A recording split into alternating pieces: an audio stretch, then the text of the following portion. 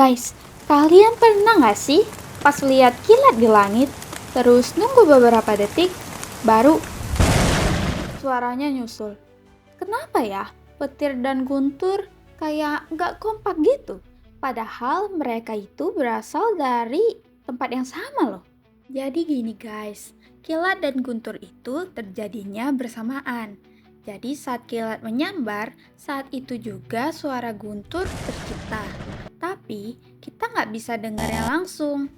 Ada alasan sains di balik delay ini. Jawabannya itu ada di kecepatan. Cahaya itu super cepat. Kecepatannya itu sekitar 300 juta meter per detik. Jadi bisa sampai ke mata kita dalam waktu hampir 0 detik. Tapi suara cuma sekitar 343 meter per detik di udara. Analoginya, kamu lagi lari sore dengan santai, tapi tiba-tiba orang sebelahmu lari secepat kilat. Gitu deh, paham kan?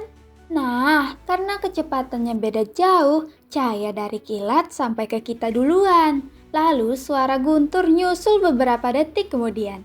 Contohnya, kalau kamu lihat kilat dan 5 detik kemudian dengar guntur. Itu artinya petir itu terjadi sejauh kira-kira 1,7 km dari tempat kamu berdiri. Gimana bisa kita hitungnya? Yuk aku ajarin. Kita bisa ngukur pakai rumus jarak sama dengan kecepatan kali waktu.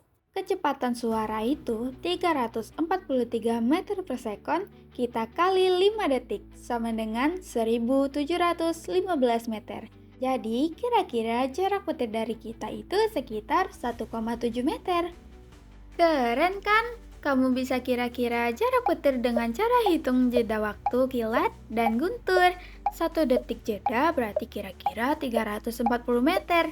Jadi kalau kamu dengar guntur 3 detik setelah kilat, petirnya terjadi 1 kilometer jauhnya.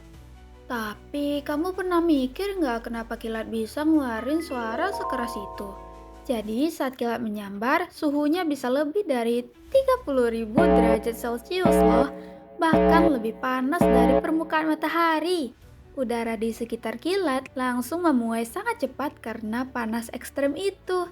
Pemuaian mendadak ini bikin gelombang kejut yang menyebar lewat udara. Dan gelombang kejut itu yang kita dengar sebagai suara guntur. So that's why guntur bisa terasa mengguncang karena udara di langit literally meledak sebentar. Sekarang kamu tahu nih kenapa guntur telat datang. Karena cahaya jauh lebih cepat dari suara. Dan kamu juga tahu, guntur itu suara dari udara yang kepanasan mendadak. Coba, habis ini kalau kamu lihat kilat, coba hitung waktunya sampai guntur terdengar.